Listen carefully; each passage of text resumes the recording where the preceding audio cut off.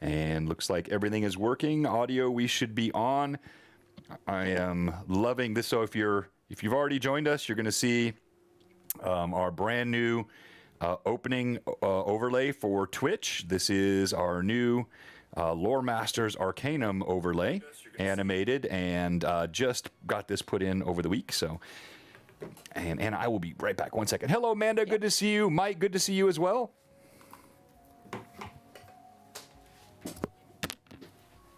Awesome. Now I can talk to you guys for a little bit.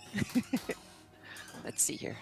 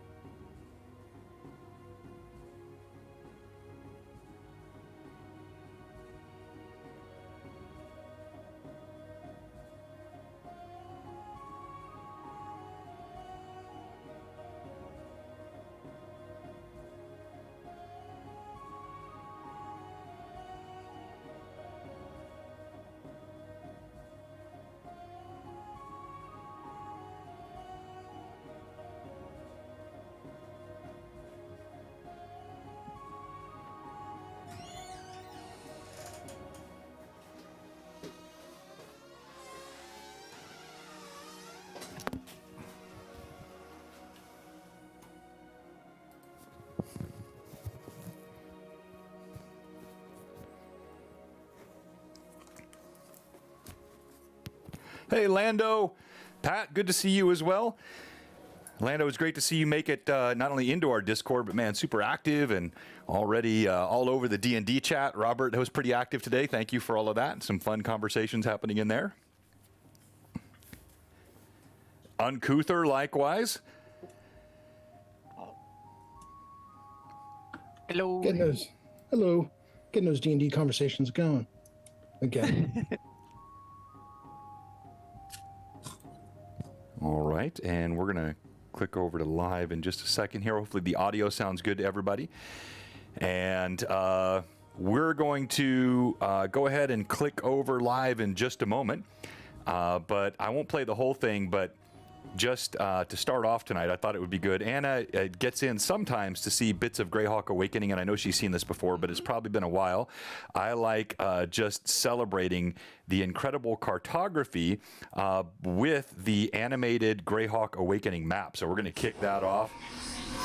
Oh, there's our new stinger, by the way, if you haven't seen those yet. And this is the map of Anna B. Meyer. Awesome. Thank you.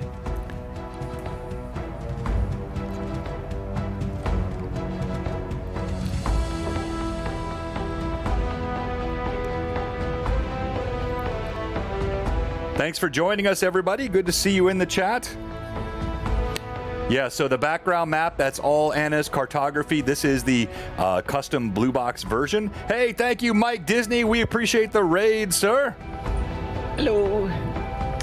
And then, we just did some overlays and some additional graphics, which really kind of speak to the story of the campaign as it's unfolding. And in fact, there is the land of Iuz, which we're going to be, we're going to be talking about tonight. Sort of the vision behind the zombie goats. And we'll go ahead and stop it there. I just thought we'd show a little bit of this. And thank you very much for the sub, One Red. And DM Grendelwolf, I saw you followed last night, or earlier today, rather.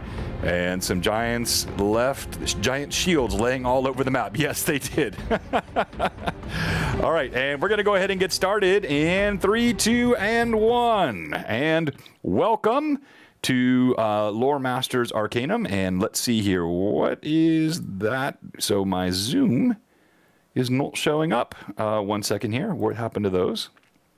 They were all on just a moment ago. And somebody cast mass invisibility. Yeah, they're right there. Wow, this is so odd. Hang on here. That happens. It's live streaming. Yeah, but this was like this particular thing has never happened. That is wow, that is really strange. So none of the windows. Let me hide and unhide. Nope. It's showing It's there. Properties. Hang on. Let's switch screens and then come back to it's like screen 2. There you It go. is. Yep. No, but that's not the, it's going to every monitor except the monitor I want it to go to. Let's try doing the Zoom meeting. We'll do that. I've never done that way before, and that is working. Perfect. And let's check the other one. There we go. They're both working. All right. Just a little bit of fun here as we get started. And then I got to switch this monitor quickly because that went wonky. And that should be not that one, not that one, not that one, not that one. Okay, so this was also going to give me a challenge. All right, Robert, entertain the audience while I fix this. Well, so for those of you who have been checked out Discord today, we the Talking D&D channel has picked up steam in a big way. Today's question was that I threw out there was not only what is your favorite character class that you've played, but from what edition? What's your favorite class and what edition? Whether any of the D&D editions, CNC, Pathfinder, I don't care. Let me know what you like, what you played, and why you like it. And is there a particular edition that you don't like that particular class in? Love that. All right, and that's all in the Discord, and the Discord was, again, super active today, so thanks for all of that. Tonight, we are joined by the one, the only Anna B. Meyer, and Anna, thank you so much for joining us today. It's been a few weeks since we last had you on, and we figured, you needed something more entertaining than talking to Jay all the time, so that's why we want to have you back. Go ahead, sorry. No, this is awesome. I love to be here, and we had such a wonderful discussion last, so I felt like, we need to do it again. So when you invited me, it was awesome. Absolutely. No, thank you for joining us. And we did have a wonderful discussion, and you've made a huge impact on so many gamers, as you know, but not just we grognards of the old original Greyhawk stuff, but you're influencing an entire new generation of gamers. And I think in particular, it was just fascinating to see the impact that you're having on young lady gamers and really showing an influence and an impact that can be had not just as a player but as a DM, as a creator, as a technology expert, and just thank you for what you're doing in the community. It's been very impactful. Oh, it's wonderful. I loved it, and now I'm working for the community, so I just feel like it's wonderful. So thank you everyone for helping me out to do this. It's my second career that is as fun as the first, so it's wonderful. All right, well, excellent. And we have Robert, too. So now, no. As always, my amazing co-host, Robert. And wonderful to see you, Robert. Yep. Good to see you too, Anna. He is both my friend and my foil, and we have a good time with it. But thank you, Mad Chatters. What a great night we had last night. I know Twitch has made some changes. We actually had a level 7 hype train last night, which we had not had before. That was super fun and great role play. But tonight, we are talking all of the wizardry of Anna, and we're going to be focusing initially on the zombie goats of Iuzian, but I want to talk about the creation of those, where the idea came from, sort of the mechanics. I really liked, as we'll see tonight, we'll talk about the original, then you had the ram, then you had the old eye, then you had the horde, and some of the mechanics of the horde I think are so fun. And so I want to talk about the inspiration, where the idea came from, and then some of the mechanics of how you created those. We're also going to talk about your NPCs. You have this first fun guy right here, which is, what was his name? Let me find it here. He's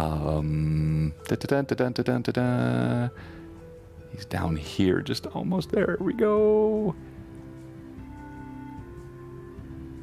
Bruenor. Bruenor, handsome devil that he is. So that's Bruenor. So we'll talk about him tonight, and I think you're going to be creating some more of these as well. And so kind of talk about that, and then updates on heraldry and all kinds of stuff that's coming next for you. But I guess maybe hello Natasha, hello Jerry. Maybe just start tonight, Anna, and just tell us what's going on in your world and what you're working on right now.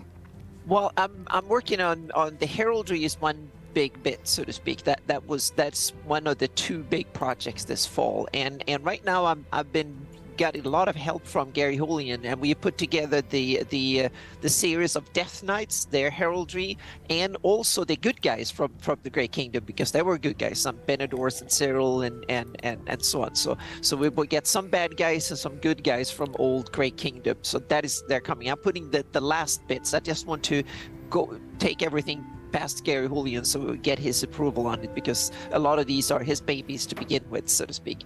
So I want that to so that is coming. There will be more Shieldlands heraldry with goats on it. Yeah. That's what that was actually part of inspired me for the Iuzian zombie goats, because I was doing the Syrian Keep and for my Shieldlands campaign, and then I kind of my thoughts wandered, and that's, but we get into that later, so to speak. That's one big project right now. The other one is to chop up the 598 map and make it into an atlas, just like I did with the 576 map.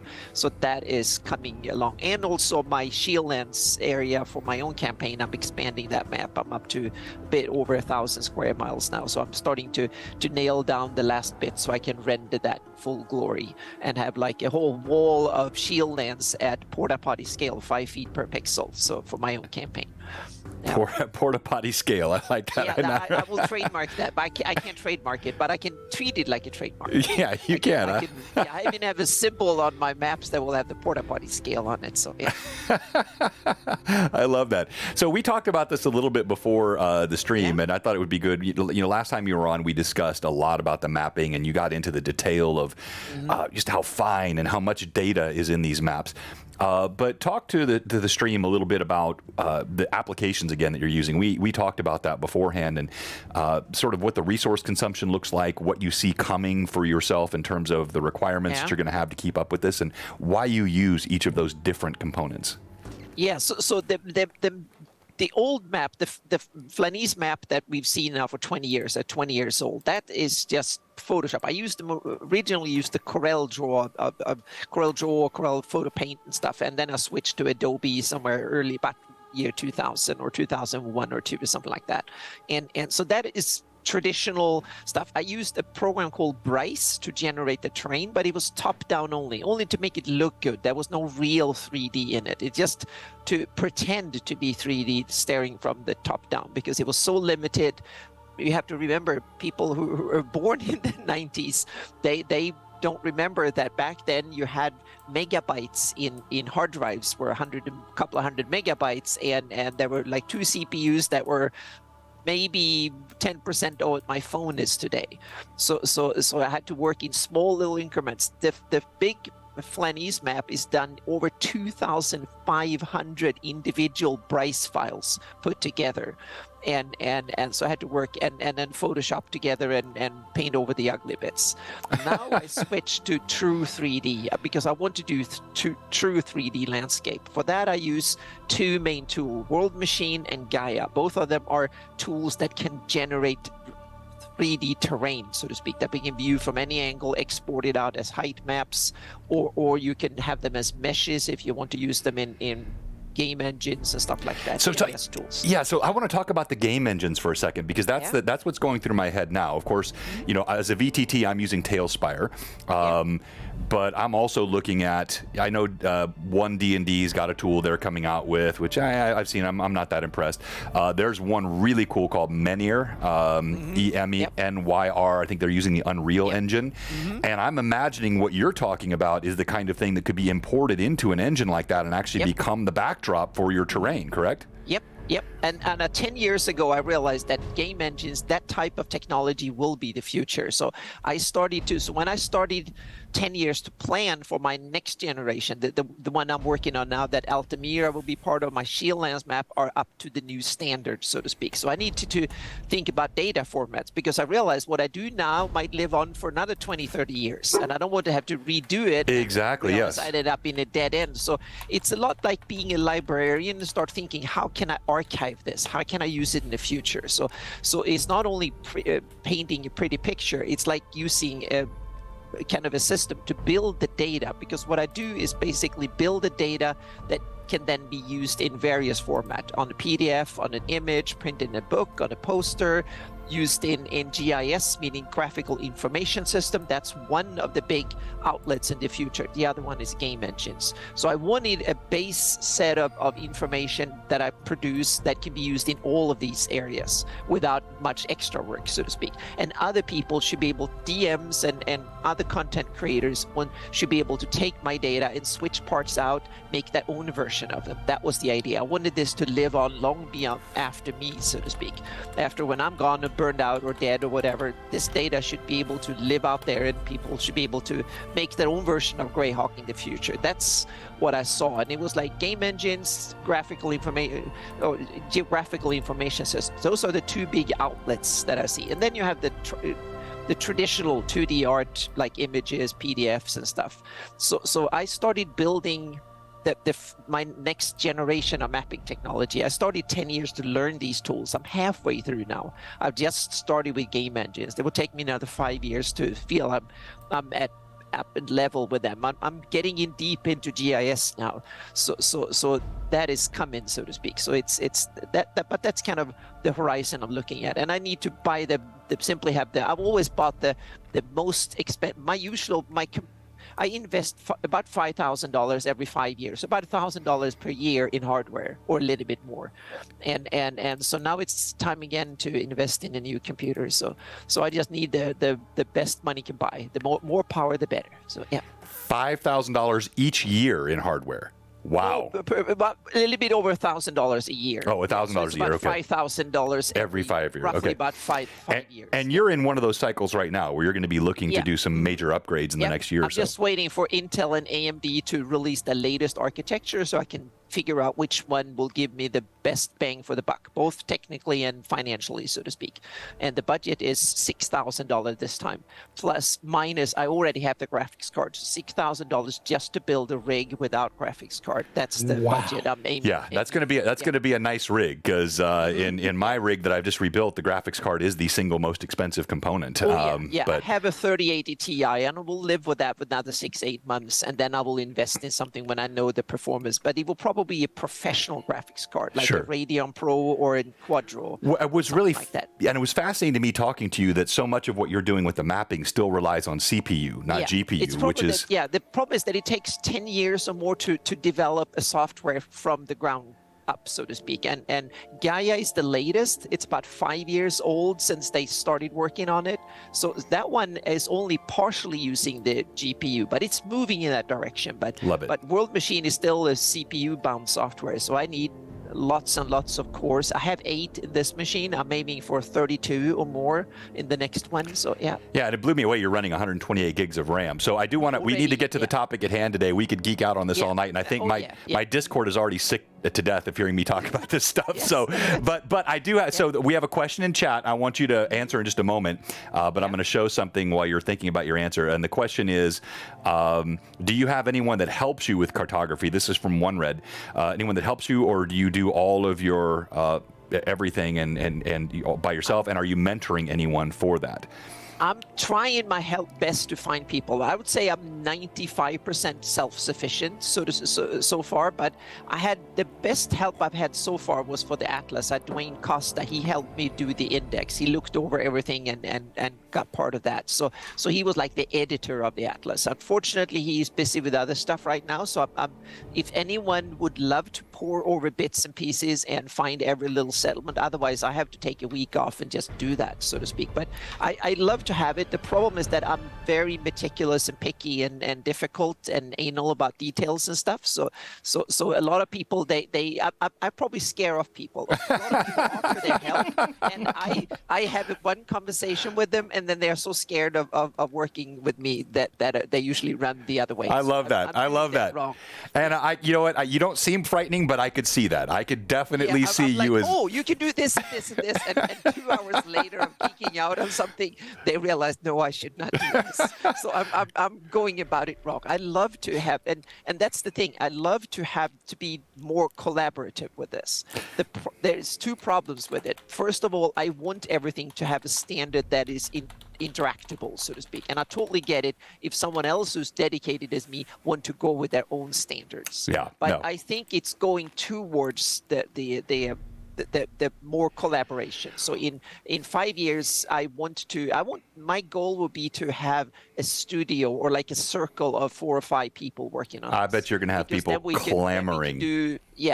we can do amazing things together. But I require that people know what they're doing in their field, so to speak. That's I think I'm hearing you say you don't suffer fools lightly, Anna. No, when it comes to this, I want them to be to know what they're doing and so on. But I'm starting to have. Meaning, Linda Booth is getting there when it comes to 3D buildings and stuff, and that will be a thing in the future. So we will definitely work together on stuff coming up. So Love it. There's a bunch of people coming in now that will beat me in almost every area. Meaning, we have Troy Alleman. He's learning stuff lightning fast, meaning and so there's definitely more and more people in the community that are getting really good at what they're doing. So fantastic.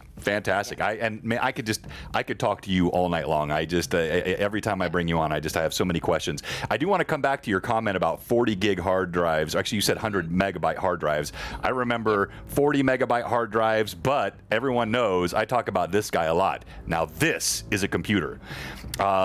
This was my first PC, and the Radio Shack TRS-80 loaded programs off of audio cassette. You would take that little tape recorder. I didn't have that. I had an Amiga 500 was my first computer. Oh, you were way ahead of this guy. My first was a IBM PC Junior, though I learned BASIC on a Commodore PET, which also was like the old original all-in-one thing that and we had to do it off audio cassettes. Saving our programs. Yeah, I remember people had that, and I looked at it. But when I saw an Amiga, I did like it. It was too technical for me. I wasn't a geek back then and nerdy enough. And that's something I learned to become. I've become nerdier the older I got. Which is great. That's a great skill to develop as you get older. But you know, all the Amiga, you guys had, the Commodore, you had color. What was color? It was drawing on it. That's what caught me. It was like, oh, I can draw on it. That was what the graphics would kind of got me drawn into computers. When I saw people have VIC-20s, VIC-64s and stuff, that they didn't, when people just typing weird text, that wasn't interesting to me. But as soon as I saw the Amiga, I was like, oh, that's a computer for me. So I bought one. Yeah, exactly. No, exactly. Well, so I do remember with this guy, you would buy books, and these books would have the basic programs in them, and you would sit there and you would type them in. And they were like 16 kilobytes is a lot of pages of text-based information. You'd type all that in, and then you'd have to debug it because eventually you'd have your typos. But this is where games like Zork, they all started with these types of machines and text-based applications. You did have games that were using like ASCII characters and asterisks and question marks and things that would, space-based games that would fire across the screen. And then, of course, I thought I was just an absolute mad genius when I figured out in certain games that were like puzzle-based games, you could stop it, list out all the commands, and scroll through and figure out the input and then where the answers would be that I was looking for to break the game.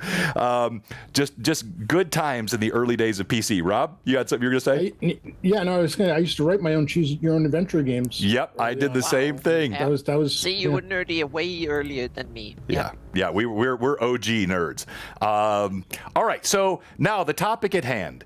Iuzian zombie goats. This is the first zombie goat, the original OG zombie goat. I'm going to pull it up on your Discord page as well. Tell us about where the inspiration came from for this. It was something, and I want to have monsters that suit my playstyle and my campaign. So I realized that, and I was like, I'm setting the adventure. They're fighting Iuz. So I wanted to figure out what is Iuz doing to control his vast area, so to speak. And also, what do they do when you run out of demons and resources? Meaning, I had local Iuzian priests who were set to simply guard over one little remote area, so to speak. What do they do? Meaning, once they killed half the population or more and turned them into undead, what the heck do they do in order to control, make sure that there are no rebels hiding out there or something? And because in my campaign, he's starting to run out of cash. Well, he has a lot of, his coffers are filled, but when there's no easy looting, all his troops used to be paid by looting and then giving half the loot to him. So his idea is not to pay his troops; they should pay him for the privilege of looting on his behalf, so to speak. So when they are not doing it anymore, Iuzian needed to figure out something. So he simply told the priest, "You don't get any resources from me anymore. You have to control. And if rebels hide out in your area, I'm going to come and kill you," so to speak. So he rules by evil. He's treating even his own priests as vermin, basically, and so he runs things.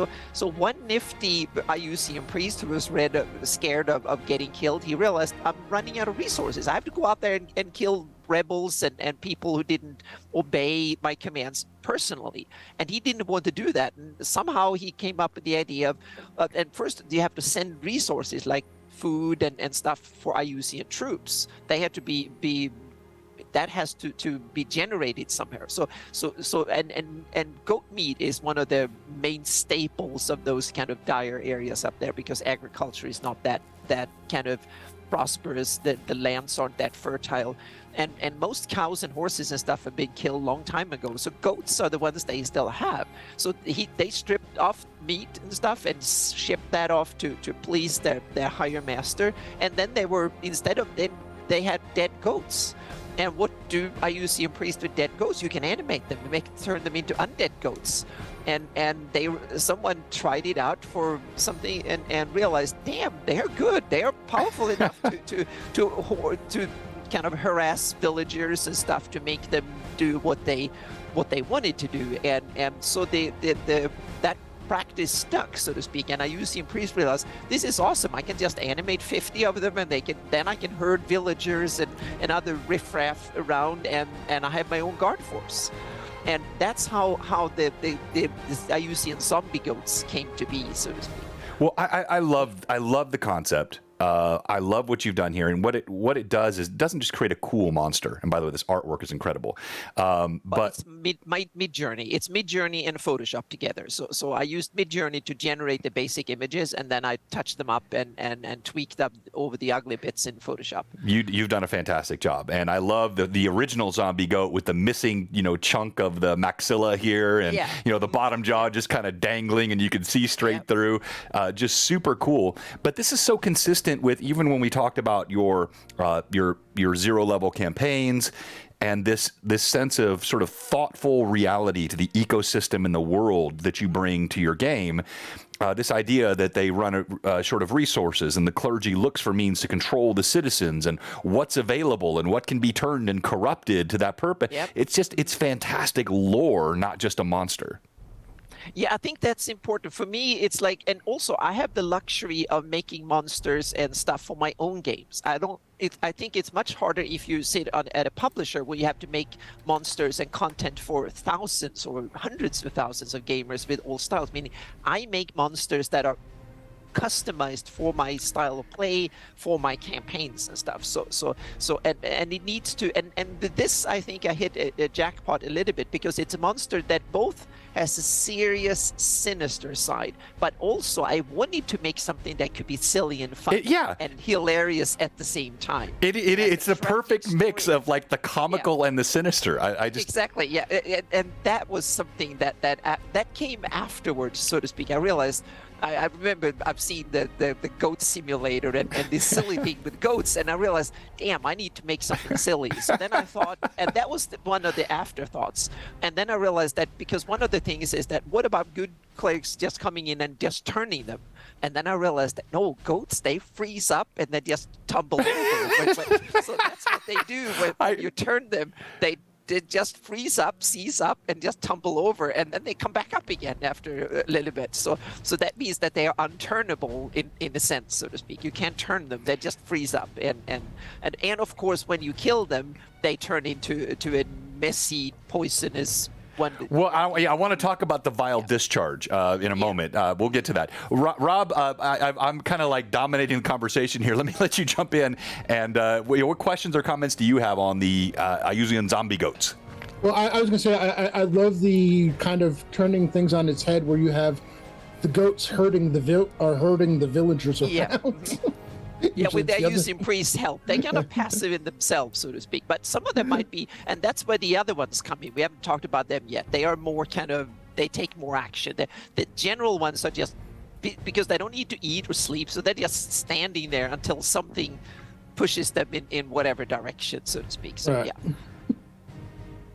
So But, actually, I guess the question is, do they decide that, okay, we've tried it with goats. What else can we do with undead creatures? Yeah, I have some other ideas in the future. I have one is the skeleton tree, the skull tree. That's another one that fills a completely different purpose. This is resource management. The other one, the skull tree, is a future. I haven't statted it up yet. I have the idea. That's for how do I use actually defile and take over territory. That's where the skull tree comes in. So that's another sinister monster that I'm working on, so to speak. That will be a campaign arc in itself.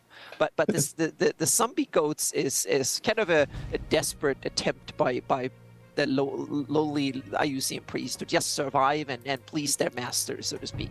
And I wanted to teach or tell the story of how Ius actually kind of make the whole society go bonkers and evil and so on and so forth. It's not just like the occasional demon.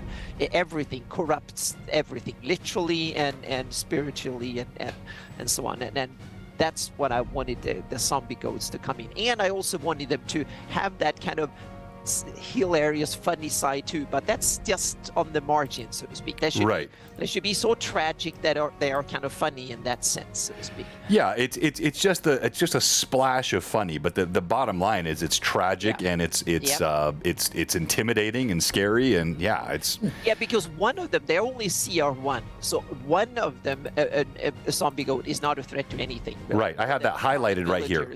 Yeah, which is something I liked, and I want you to talk about that. This is, a single sheep is not more than a nuisance for hardened adventurers, but the few common folks still struggling in the empire of Ius are deadly resources for the priest to keep the population in check. And if you look at the stat block, I mean, they got 10 hit points. Your average commoner's 1, maybe 2 hit points. Exactly. They are, and that reflects that undead creatures, you need to actually cut it in pieces for it to stop functioning, so to speak. So that means that they are hardier, and they also they're standing out in cold, so they are immune to cold damage. But the bludgeoning damage they are vulnerable to that. So you can club them fairly easy to submission or kill them off that way. So they are kind of it's kind of, and of course they're immune to poison too because they're full of it. So sure. So that is, but their armor class is only 9, so they're easy to hit, and they have 10 hit points. So if you club them to death, then they have effectively 5 hit points and a armor class 9. So a bunch of a few determined villagers can easily kill one of them. No biggie, so to speak. And they don't do that much damage. To be honest, they do a d6 plus 1 piercing damage if they attack you, and they can use their horns, but they can jump. That's one of the other thing, and they can climb on almost anything like goats do. So difficult terrain, fences and stuff like that. They get in and get up on things. So that means that they are kind of nasty in that way, and especially when there are many of them, the horde, that's when it gets really dangerous. Yes, and I want to talk about the horde in a second, but even with just the base zombie goat, so much fun you can do with this. The idea of the goat that freezes or falls over and plays dead. Yep. You could do screaming zombie goats. There's those screaming goats. You hit 0, it lets out this blood-curdling, ear-shattering cry. Really fun sort of goat things. You can make many different versions, exploding ones or whatever you want, so to speak. You can have lots of different versions. So this was my base version. So I have 3 versions now: the base and the old eye and the ram. But you can easily make a couple of more ones. Yeah. So what? Talk to us exactly. How is the vial discharged when they die? It's simply when you give them enough damage. When they're on by themselves, I put it in easily. When you destroy them, when they're 0 hit points, they just become a poisonous goo that you stand in that spreads out over 10 feet. So you're basically standing in it. So your difficult terrain is a bit like slippery. So your difficult terrain that gives you have to make a dexterity save or fall prone. And if you fall prone, then you have to make a constitution save or DC 12, meaning it's not difficult for adventurers. They don't pass these no problem, really. Oh, you But haven't seen some of my villagers- PCs roll dice. Okay, well, That's yeah, good. so I wanted them to be a nuisance, not a danger. But for villagers, 0-level commoners, that can be deadly. And you take 2d4 points of poison damage. That is enough to kill a commoner at least 50% of the time. So it's kind of Hey, almost, I think you put 2 or 3 of these out there. It's enough to kill a first level adventurer pretty easy too. Yeah, that's the thing. That's what I wanted. I wanted something that is fun to look at when there's 1, and when there's 2, you started to. This might be a problem. When there's 5, you start thinking now we need to run, and if there's 100 coming, you flee for your life. All right, so let's talk about no, exactly. So let's talk about the ram for a second. So he's a little bit stronger than the base, and then the mortis jump, is that unique to the ram, or was that part of? They all have that. Okay. They can all jump around a little bit. That's just to make it as a DM, so you can kind of shovel things around a little bit. You can kind of make it difficult, so they actually have to go and chase them a little bit and stuff. So you have like a bonus action where you can just go and simply they can come out of a difficult little spot, so to speak. So they can make a 10-foot jump as a bonus action, and because they still have that goadiness in them. This the same thing as that they can climb. So, I like it, the goadiness. And so, but if it's the ram, you got 26 hit points. Yes, all of a sudden, meaning it's instead of a small creature, it's a medium creature. It's like a pony in size, and it can. And they also have he can run 40 feet. Yeah, so he can charge you, and he can do gore. The charge gore, yeah. Yeah, so he can, and of course he has the vile discharge as well. So that is the one that can charge you and get angry. When you're busy with the other ones, he can come out of nowhere and charge you. And also for first level characters, it can be deadly. Oh heck yeah! Second level characters. Yeah. I mean, you had that +4 to start with in first level characters. Some of them are going to die. Yeah. That's right. Yeah, exactly. Especially if you're playing 1E and you got a wizard. All right. So then let's talk about the old eye. Now, that's an interesting variant. And One Red, I saw your question. We are going to ask that in a moment when we get to the Horde. I think it's a fantastic question. But tell us about old eye here. Yeah, old eye was, I wanted to come, because I had I developed a whole range of spells for the Iuzian priest, because I realized they didn't have all the tools they needed. And one of the spells was the painful eye of the old one. So it's a spell where you can just torment people with. You cause psychic ongoing damage. It's like a gaze attack almost. Right. The priest can start tormenting someone. It's like a short low-level curse. It's a first-level curse where you do ongoing psychic damage by staring at your victim. And it's not something that Iuzian priest will use at any qualified. If there's like an enemy Pelorian cleric or a Heronian paladin or something, no, that's not the spell. But to control villagers, if you have a troublesome villager, you touch him and you give him the gaze attack, and he will simply die in pains, so to speak. So it's the spell you use to torment and terror the general population. Can't you just see one of these old eye rams sort of wandering through the streets of a village, just casting its baleful glaze around, waiting for someone to get out of line? And what an intimidating.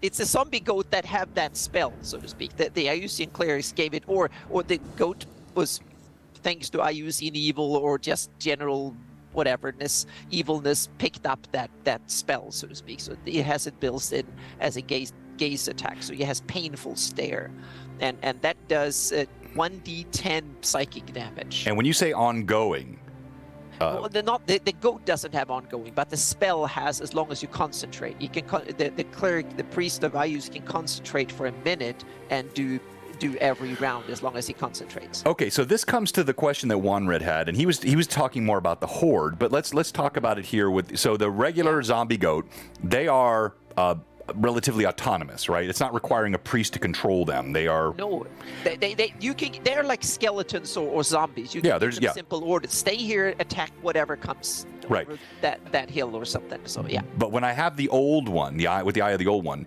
does that require a priest to be actively sort of controlling and looking through the eyes? That's no, not really. Okay. What I'm envisioned was that this was kind of a mutation among these things. It was like it picked up on the spells being cast, or some priest tried to figure out a way to make them more powerful or something. I leave that up to individual DMs. I'm probably going with a little bit of both, so to speak. So that is something that once they started making thousands of these goats, a few of them picked up that kind of ability and got it. So you can make them devious, a little bit more autonomous, that they can simply go around loving to torture people and kind of wander around looking for prey, if you so speak. Or they might simply be Iu's way of a prank, that he's a evil demigod and he just want to go around and have a little bit of fun with people through these nasty critters, so to speak.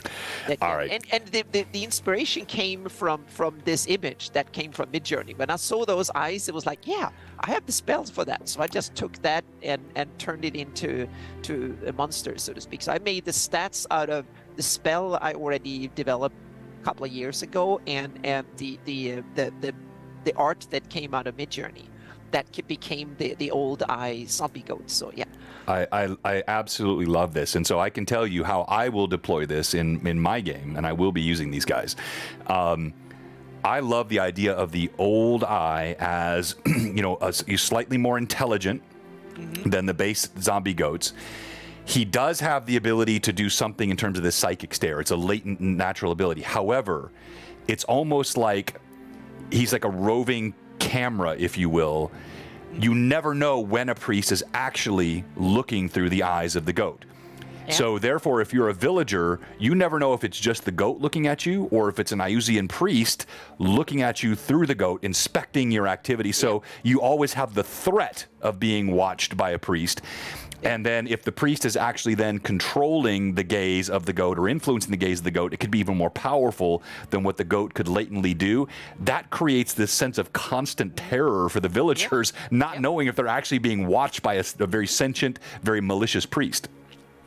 Yep, I love it. That was so the purpose. The eyes and ears and guardians of protectors of the priest, so to speak, that they can simply source easily with what they have at the village. That was the original idea of the zombie goats in the first place, so to speak. Something that the village, the priest can produce locally and source it.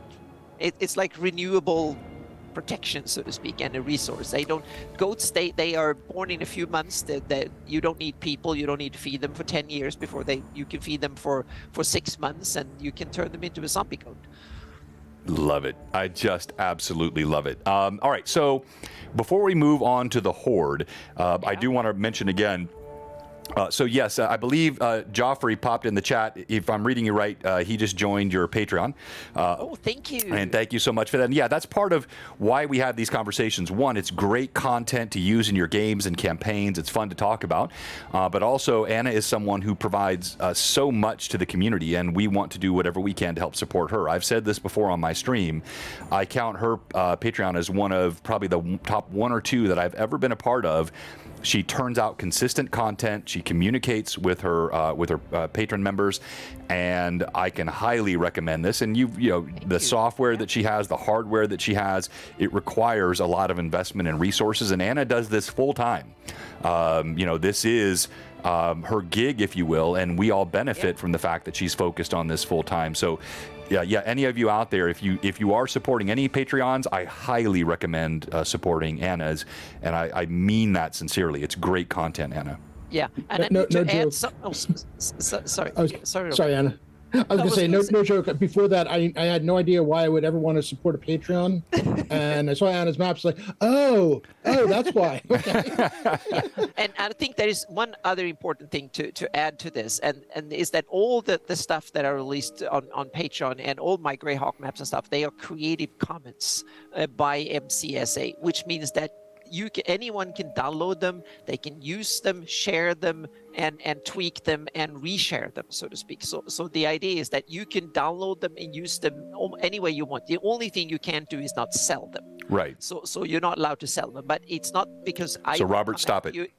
Yeah, so it's because Wizard of the Coast will come after you too. So Yeah. it's a protection. So they're actually anyone, if you streaming, blogging, or just a DM, download it, use it, tweak it, and then spread your version. The only thing I require is that you credit me for done the original, so to speak. Sure. But you can simply say, here is my version of this map. This is what my Greyhawk looked like, and you can even get the original AI Illustrator file that I use for my maps too. So it's available on my website. Well, you know, so let's spend a moment and talk about that.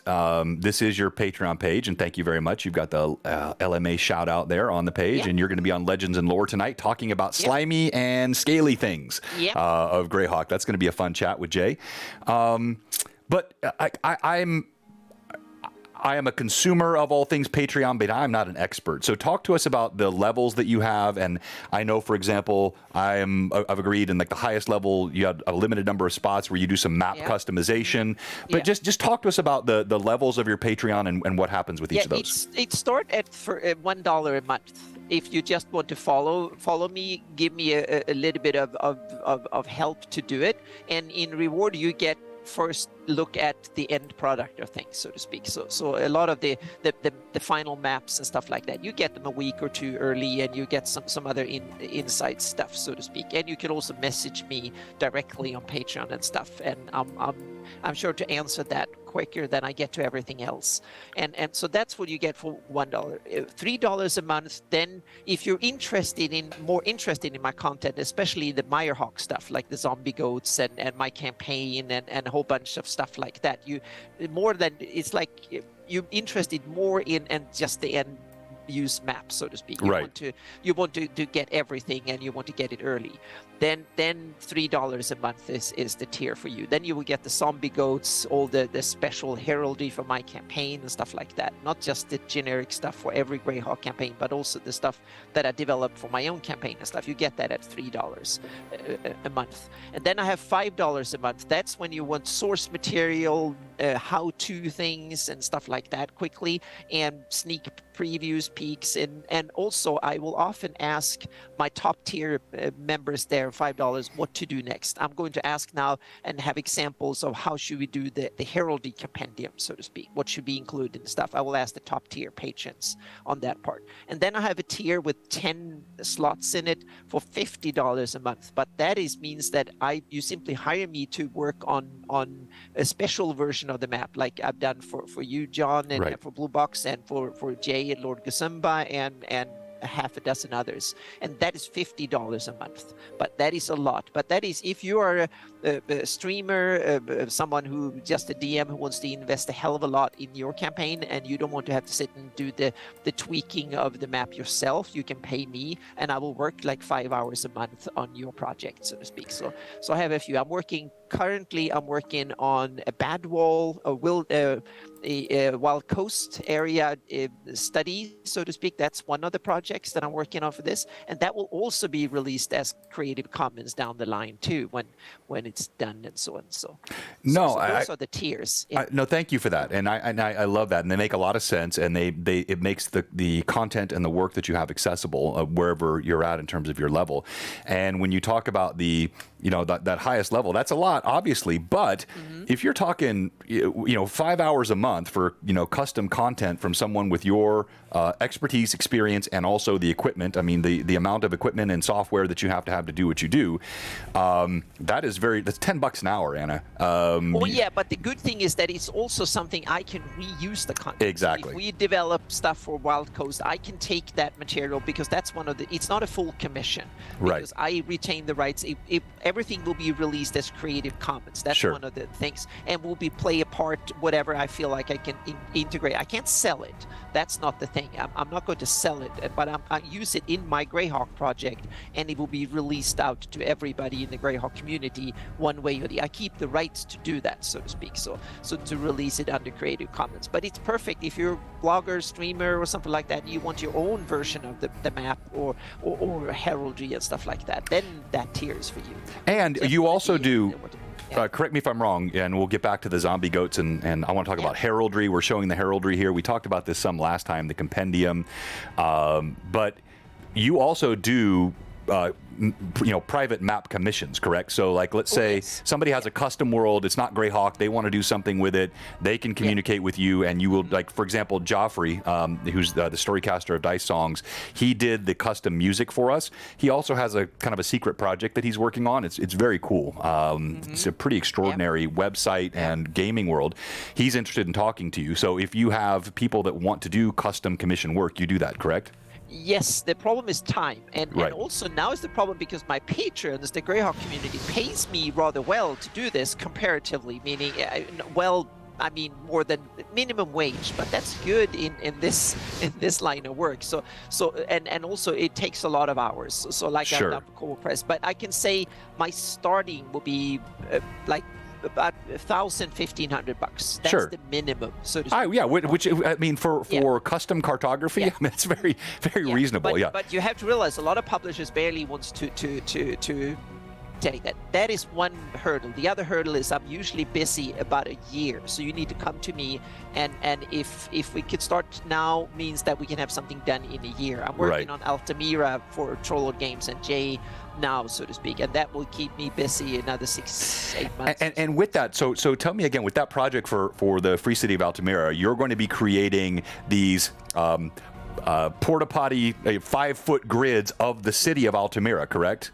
Yeah, the actual whole region around it. So the region, but also like, will we have, like in the old Lankmar book as an example, you have the breakout of the city with all the colors, or how you're going to have that. Go ahead. That will be something that Alyssa will probably do the most part of that, part, so to speak, because Jay wanted Alyssa, and she's doing amazing cartography, especially when it comes to cities. So to have her do the buildings and stuff like that placed on my general terrain, so to speak. But we'll see what the division of labor will be between me and Alyssa. That's up to Jay, kind of where he wants things. But I have about half of the halfway through the work on the terrain, and that I've done probably about 50 by 50 miles. And then it's basically up to publishing decisions, meaning paper size, poster size, scale and stuff, how much of that will actually be on the final maps in the book and on posters and stuff. That depends on Kickstarter goals, stretch goals, and publishing decisions, so to speak. And then there will be also, but the cool thing is that I can take that terrain and reuse it into my Greyhawk project. So it's an area that is done, so to speak. So we can put that and put it into future Greyhawk maps. Yeah, and that's what I've really loved, is because I'm running 2 different campaigns right now. And Altamira exists in both, because my Tuesday campaign is Greyhawk Awakening, and it's in Greyhawk, and then my Sunday campaign is Aired, the world with TLG and Stephen Chanel, and it's Altamira's in there too, and that's where we're at, right? So it's a lot of fun. And Jay's in the chat. We'll be raiding in a bit, and if you didn't see it earlier, their topic tonight is scaly and slimy things, all the scaly, slimy humanoids of the Flyness, and that's going to be a fun conversation. Anna, before I do want to come back to the zombie goat horde, but I wanted to compliment you. I've got right now this image that you used up for the VGHC. Oh, yes. As a connoisseur of dragons, I absolutely love this logo, or whatever this is that you've created here. The grays. Another monster creation of me. The grays and the gray on gray, the blue eyes, the aesthetic of this to me is just, it's actually sick, and I wish I had thought of it first. That's my celestial dragon. You should use this image a lot. This is gorgeous. Yeah, and it's about 2 hours of Midjourney and probably about 5 hours of photoshopping on top of it, so to speak. And I generated 8 different dragons based on the same recipe in Midjourney, and then I mixed them together in Photoshop. And I'm happy as heck over that one, because that was exactly the vision I had. Oh, it is and just. You can't see it on this because I had to crop it for a banner, but there was a tail that came in on it, and that tail have a razor sharp, like almost like an axe head, so to speak, at the end. And that was the final thing that I wanted on my celestial dragon. One of the secret weapons is as a tail of sharpness that he can use when he comes in, and he can fly really, really fast. We're talking way over 100 in movement rate, and he can come in really, really fast. And breath weapon is not the most dangerous thing on this dragon. It's the flying ability and the maneuverability, and it has some other nasty attacks. You see those horns sticking up? They are sharp as hell. They will cut you in pieces. So you've basically got tail, like a draconic F-35 is what this is. It's that's awesome. It also it can change in color from white to black, and it can hide in air in plain sight, and it can also diffuse itself. Is this being made available to your Patreons? Oh, it will be. Yes. I want all the art. Oh, I want all of this. Yes.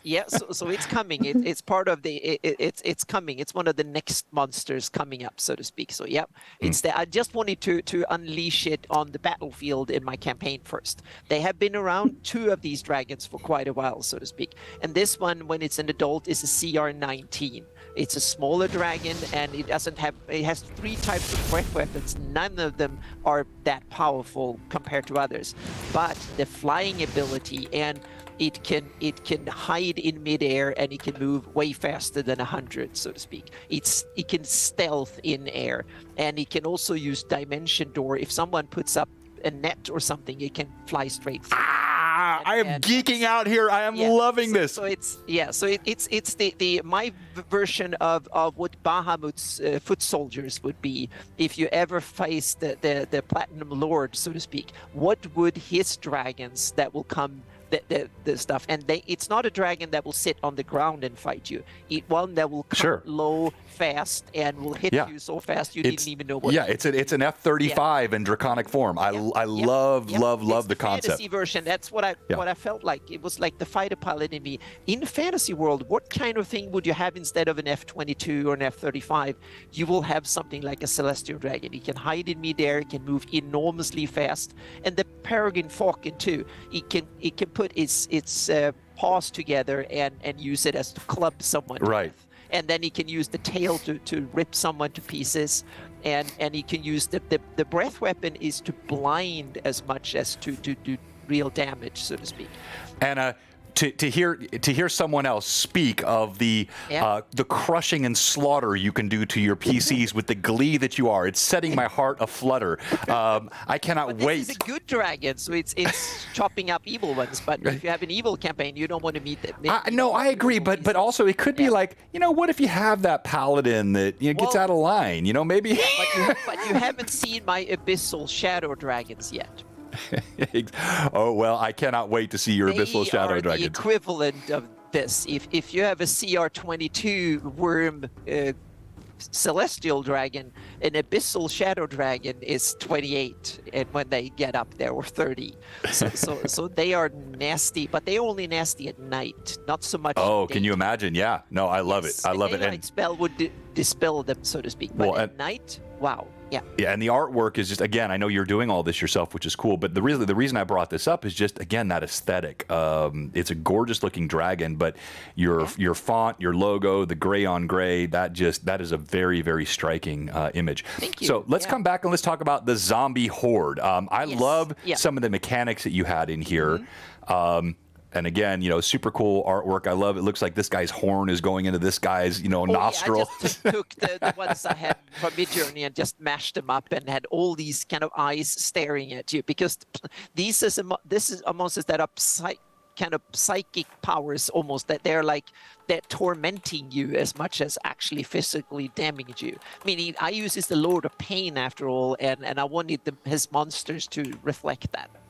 Very much so. Yeah, the zombie horde, now we're talking lots of them, and it can be something from large to huge, or even gargantuan in size. So imagine like from 10 or up to 100 or so, and I'm using advanced 5e, so it's basically 5e with a little bit of a twist. So there's a few more extras there, like something called maneuver DC and stuff, but it's basically 5e. And so you don't use like the swarm mechanic per se from 3rd edition, so you basically put it in the monster stats. So this is the stats for a whole bunch of them, and you don't need to determine exactly how many. They're just lots of them, so to speak. Which makes it a lot easier easier to run it. Yeah, exactly. I like so when I was reading through this, the mechanic that you're using here is it's very clever, and the horde, it's composed of 5 or more goats.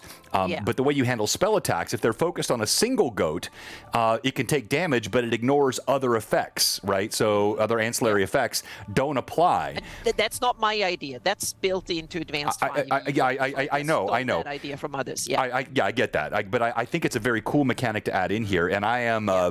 I'm very much an amalgam of different editions. I have the Core 3.5, which I think really was a very comprehensive, usable system that doesn't need to be changed and upgraded. But you can take and borrow things from 1E, 2E. I like some things in 5E, and I love. This is a great mechanic that you've incorporated from 5E here, and the fact that also. You have this area vulnerability, which I believe is also a 5e mechanic. That's a really cool way to handle it, because then mini breath weapons or like hit it with a fireball. It's double damage because it's affecting this whole area of the horde, and then you're battling the horde. Then when you have the horde dispersed, if the horde is reduced to 0, it turns into 1d4 goats. Yeah, it turns into 1d4 goats, so on average 2, so to speak. So but then you have a couple of other problems that makes it's a CR9 monster, though, the horde, so to speak. And one of the reasons is climb. First of all, it's hard to flee from these things. If they want to chase you, they can anywhere you can go, they can go. So they climb up whatever, so to speak. Anyone who's seen goats in real life realize they can get up almost anything, and these are the same, so to speak. But the scary bit is that first they can attack everything around them. So they can, if they're surrounded by 20 PCs or enemies, they can attack all 20, and they can use the painful stare and the gore attack. So they can, and you can simply, as a DM, you just use whatever is most preferable. I wouldn't use stare all around. I would use mostly gore and a few stares. But you can also, what happens is that once it starts taking damage, with these rules I simplified it, so once they take damage, you can assume that you kill one of them.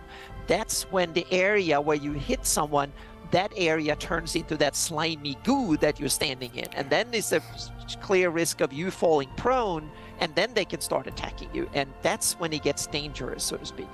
And so if you're then the horde can get really dangerous and can get you. So a horde is a CR9 monster for a reason, so to speak, and you can start taking poison damage and fall prone, and things can go south really quickly. So. And I mean, I think I still have a sense. I think you're underestimating the power of some of these things. I mean, when you have a horde and each one you kill produces vile discharge, and you have a 10-foot radius, and you've killed 10 of these, you could be covering. It's everywhere. It's everywhere, and you're saving every single round against this. Eventually, people are going to fail saving throws. They're going to fall prone. They're going to be hitting the poison. This is a very, very dangerous enemy.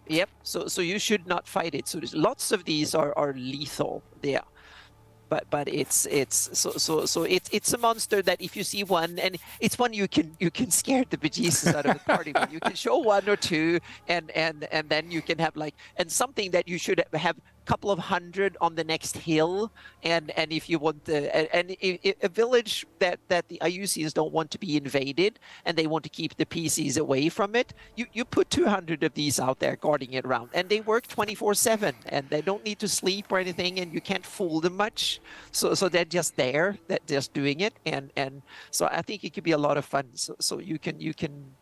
That's one of IU's ideas for protection, so to speak. I think it will be a lot of fun, and I definitely foresee these guys showing up on Blue Box. And Robert, I don't know, I'm seeing a horde of Iuzian zombie goats, which have actually been commandeered by the will of an overgord, and the overgord is controlling the horde of Iuzian zombie goats. That sounds awesome. Oh, we know it's coming on the 28th.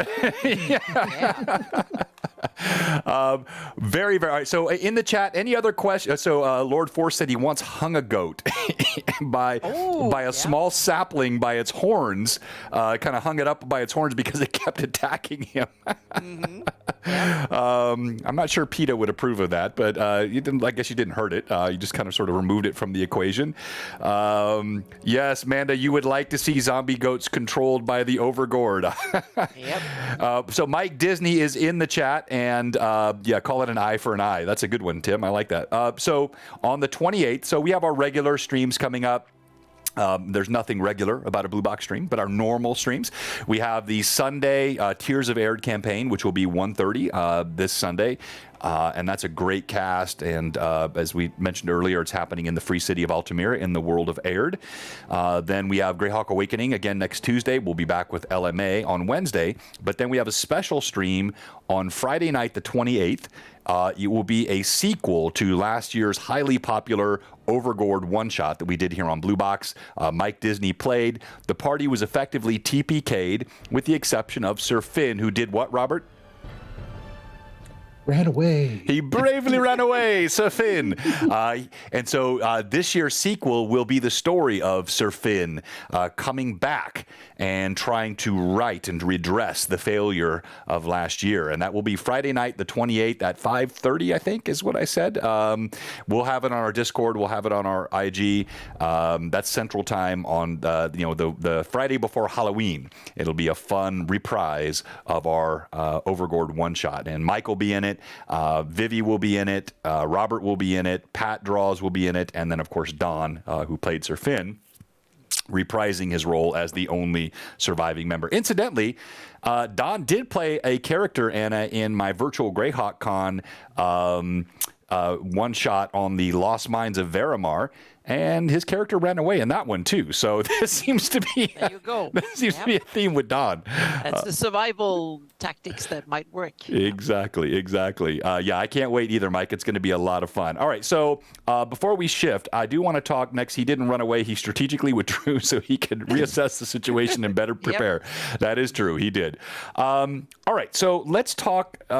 And if there are any other questions on the zombie goat, pop them in the chat. Well, one said that if Iuzians milk them, and I said, yeah, they milk them first, but then they can milk them when they become zombie goats for poison and stuff. And that is something that Iuzians can use, priests and clerics can use for other stuff. So they can kill them and take the vial and use that.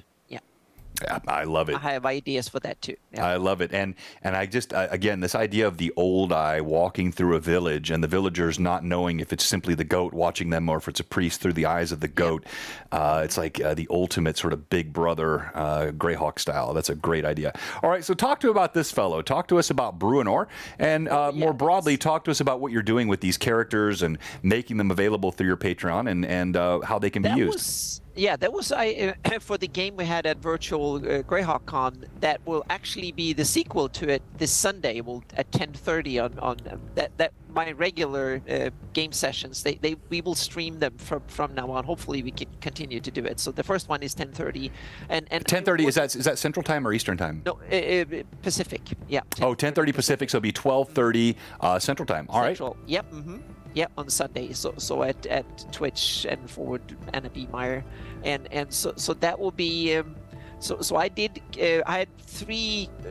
I wasn't three. I made 4 NPCs pre-gens for that game, so to speak. And Bruno was one of them, played by Antiquitas, Alex. Yeah, Alex. He played it, and he's I'm reverting to a classless system. So so he's made to be basically a cleric or priest of Heronius, fighter, and a little bit of a paladin, but mostly like a war priest of Heronius, so to speak. That's his job description, and he has divine magic granted by Heronius.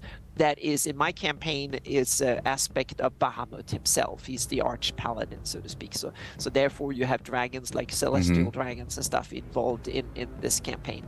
And so I basically wanted the players that came in and played these to have the backstory, so they wouldn't have come. So they should know and they could read all the stories. So I basically wrote like a 2-page summary of why Bruenor ended up where he was. Yeah, And I'm looking at that right now. It's also a way for me to in my campaign to get, because that way I can, instead of just writing it for my own use, I can actually write it and give it to my players and then to my patrons and the Greyhawk community, so others can pick and choose and cherry pick from this stuff, so to speak.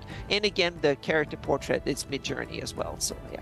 Yeah, and this is great too, because we're all running, games, and you always have the one-shots, and with the one-shots, sometimes you like to do pre-gens, and these are pre-gens that are more than just cookie cutter. They're very nicely built out, and they've got, great backstories with them, so very, very fun. He's level 6.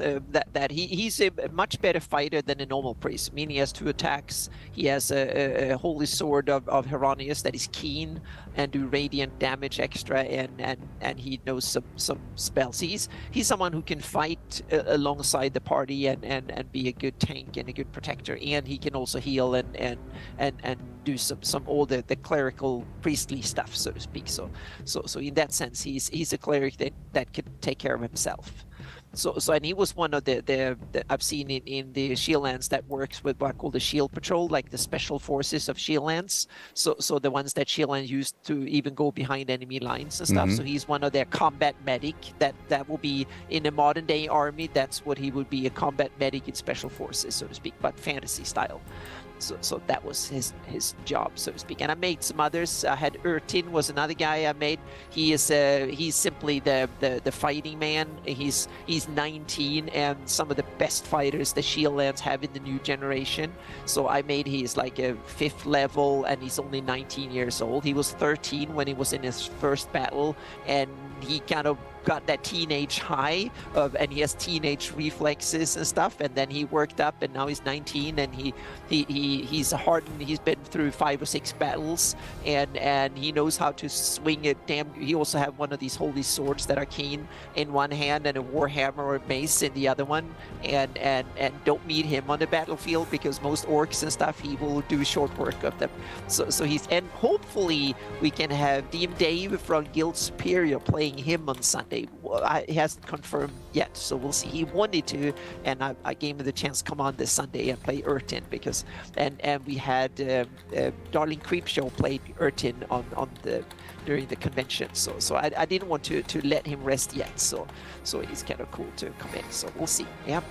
No, I mean that's super cool, and I love the backstories and the weaponry, and it can make for really fun pre-gens for one-shots and whatnot. So just really neat stuff. Robert, I want to talk a little bit about the Horn Society, but before we jump into that, what other questions or comments would you have, or maybe anything that I've missed in chat?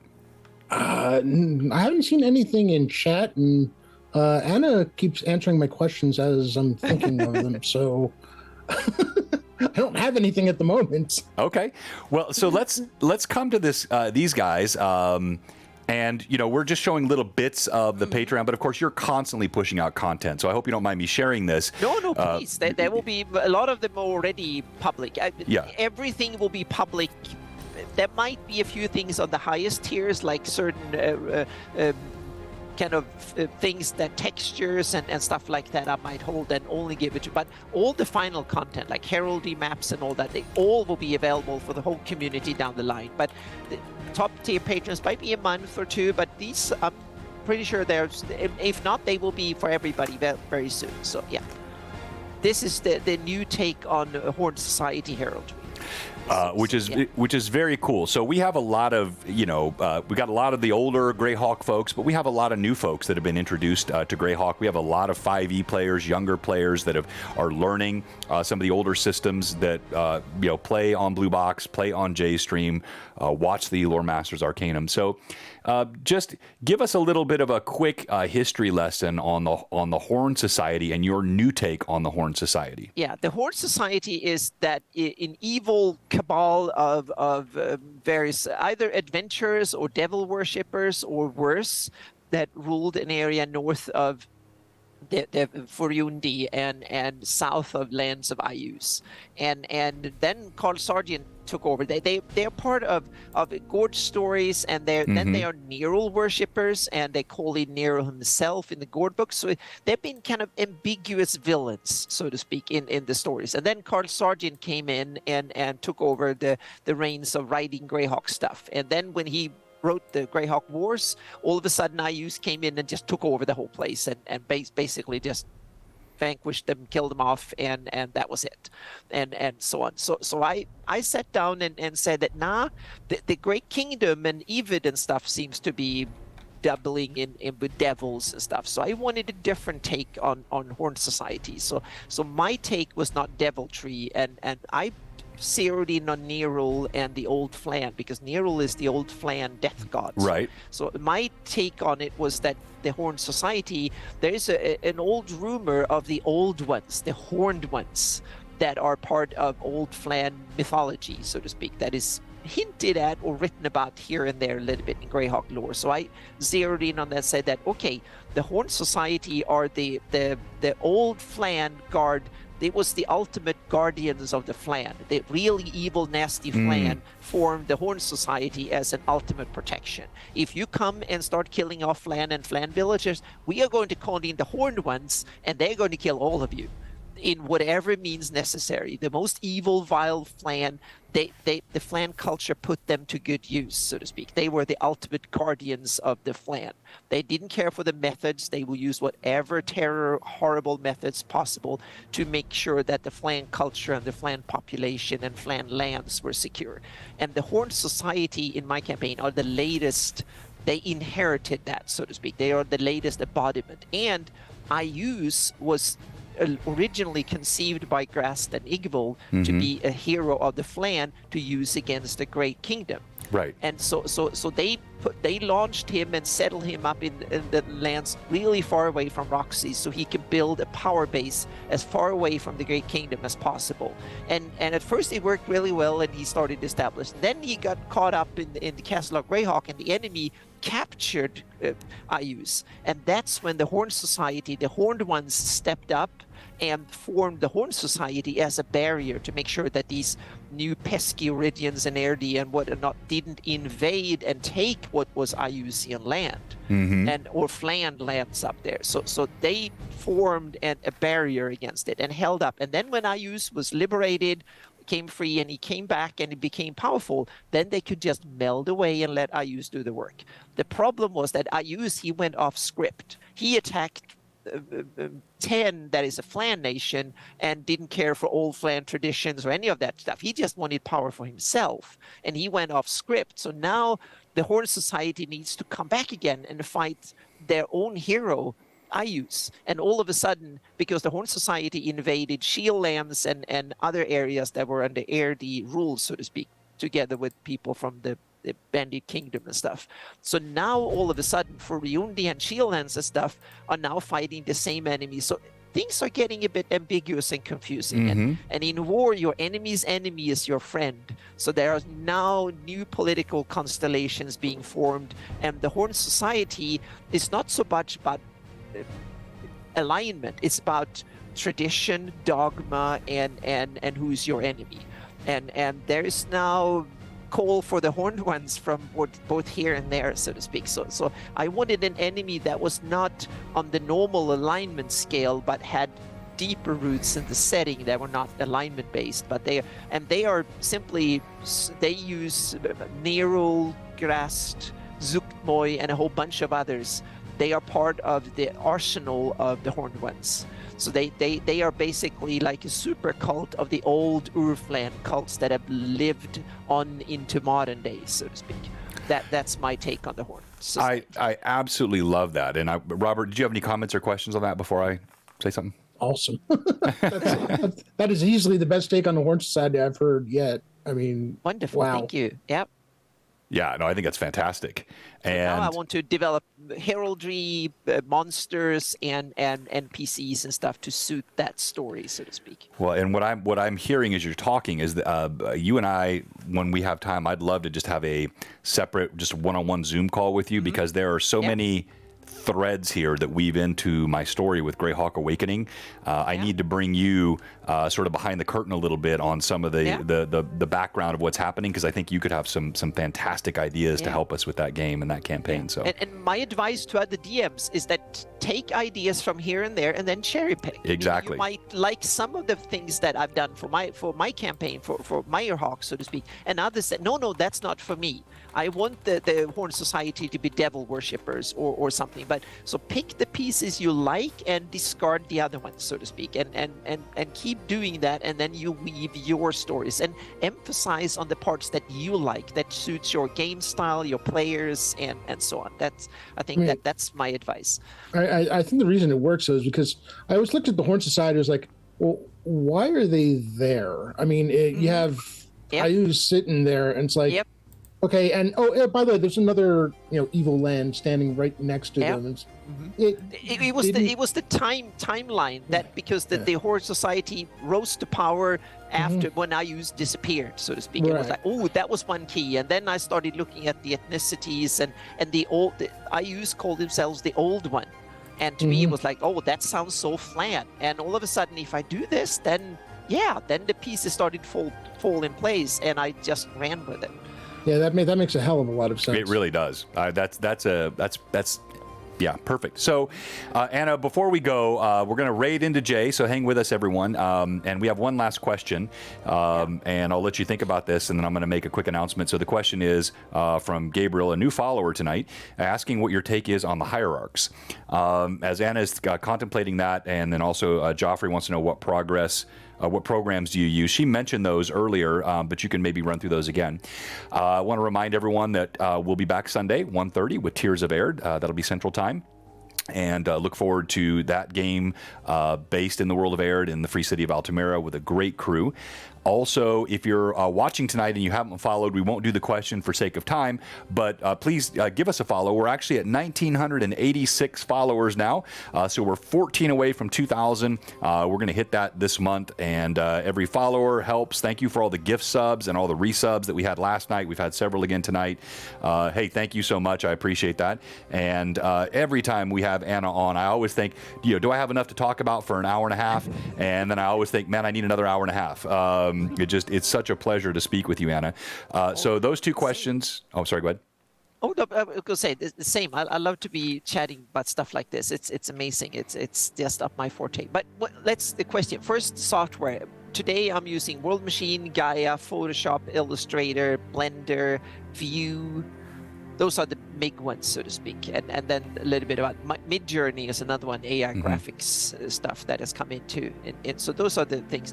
When it comes to the hierarchs, I want I've taken them back into Flan roots, so to speak. So I want to I haven't named, a few of them are named. One I can mention is one that I have to take it's the dreaded, hang on a second, I need to have, it's the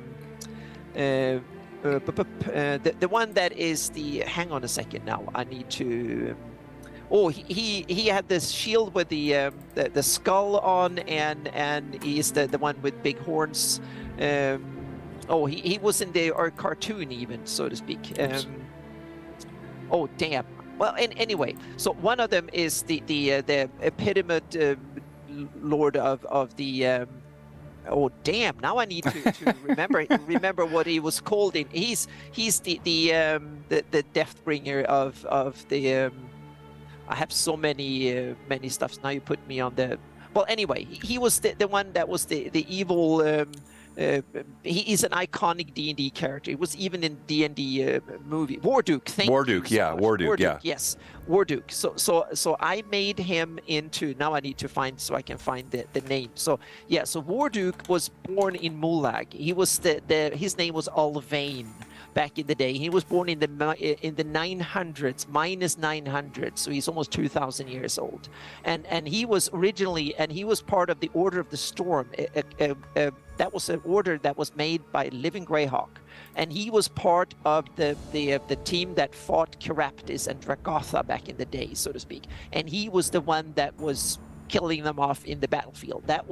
He became the biggest hero of the Order of Storm back then. and that he got the name War Duke. He was one of the founders of modern day the Horn Society. And then you have a couple of liches, you have a couple of beings that serve Nerul or Infestix, or whatever you call him, from the Gord books. There are a couple of them, so to speak. And then you have some other local nastiness up there, so to speak, that I haven't, because they're supposed to be 13. So I have like 2 or 3, I have them slightly level, kind of detailed to a bit, so to speak, but they are so high up that I don't need my players to ever be characters to ever interact with them directly. So I'm more like building stories of they are like old famous people that are hiding somewhere, so to speak, but he's around and they are turned undead in one way or the other because they want to carry on their fighting forever. And then they recruit a lower tier of ones that they keep churning through over the centuries, so to speak. But these have been around. Warduke is one of these that have been around. Ulvain have been around for centuries now, and there's several others. So some of them are really.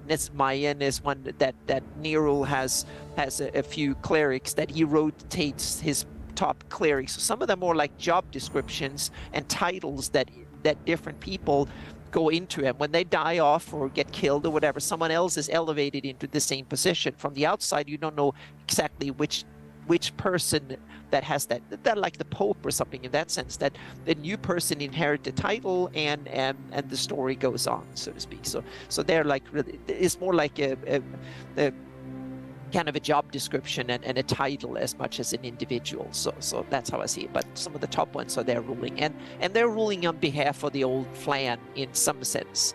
And now when the world has politically changed completely with the fall of the Great Kingdom, that means that new alliances, new problems, new friends, new enemies and stuff. So there's a lot of politics going on in my campaigns. Too much, might some players say. I don't know. No such thing. No, that's fantastic. So, I mean, really, really cool stuff, Anna. Thank you for dropping tons of knowledge on us tonight. Thank you for all of, we're looking through the heraldry today, and just, this stuff is just amazing. So as we're getting ready to raid Jay, Robert, I'm going to give you the final word tonight. I'm just going to be sitting here staring at the heraldry as it goes by. It's just, it's just pure awesome. Thank you. Yeah, thank you so much for having me. I love these discussions. That's wonderful. So when you sit and do it by yourself, to have others that understand what you're doing and share the passion, that's wonderful. So yeah. No, exactly. Go ahead, Robert. You've mentioned it before, but what year is Meyerhawk set in? Right now it's 598. We are 4 days left of 598 to going into 599. So yeah. Okay. Cool. Yep. And so even as you say that you had a great time tonight, Jay and I like to, I use the PG version, like to bust each other's chops.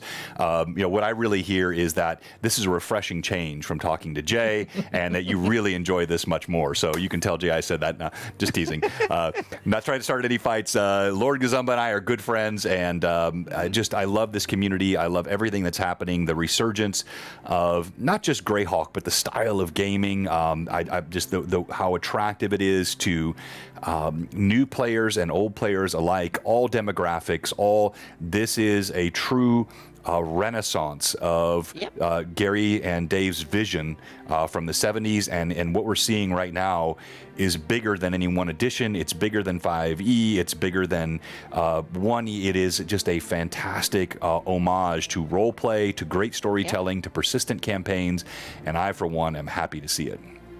Thank you. Yep. Thank you so much, Anna. Rob, thank you so much. Thank you, Mad Chatters. We'll see you Sunday. We're raiding into Jay in 10 seconds. With the final 10, I want to say thank you again to all of the Mad Chatters. Your support means everything to us, and it is helping us produce the content, invest in all of the equipment and technology and software, and we love telling these stories and bringing these folks to you, and you guys rock, Mad Chatters. Thank you so much. With that, Blue Box raiding into Jay, signing out now. Okay, see you soon. All right, take care, Anna. Bye-bye. Bye.